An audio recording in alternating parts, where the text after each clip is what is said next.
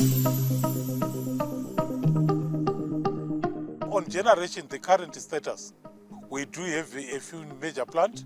The major one starting with the hydro being Kariba, and the Kariba should be generating something like 1,050 megawatts. But currently, because of climate change, we have had significant droughts, reducing the water. For example, at the beginning of this year, we could only generate 250 megawatts out of the 1,000.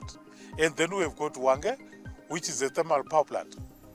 Wange have got two components. There's the old Wange, which ordinarily should generate 920 megawatts, but currently is doing around 350 megawatt. And then the new Wange is supposed to do 600 and is doing just that. So the current challenge is to address generation.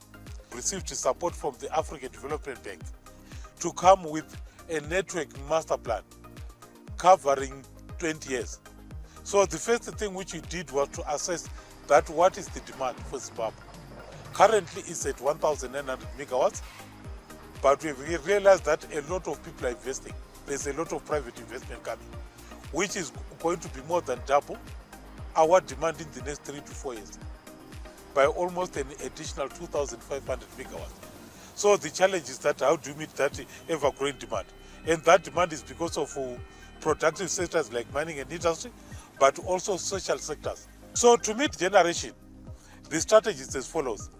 First of all is that we are trying to give life to the existing power station by doing what we call lifeline extension. Then we are also looking at transitioning to renewable. We are looking at large-scale hydro like Batoka, of which again we are being assisted by the African Development Bank to raise financing for that project. We are currently carrying out wind assessment study so that we can deploy between 400% and 500% of wind at 8 sites.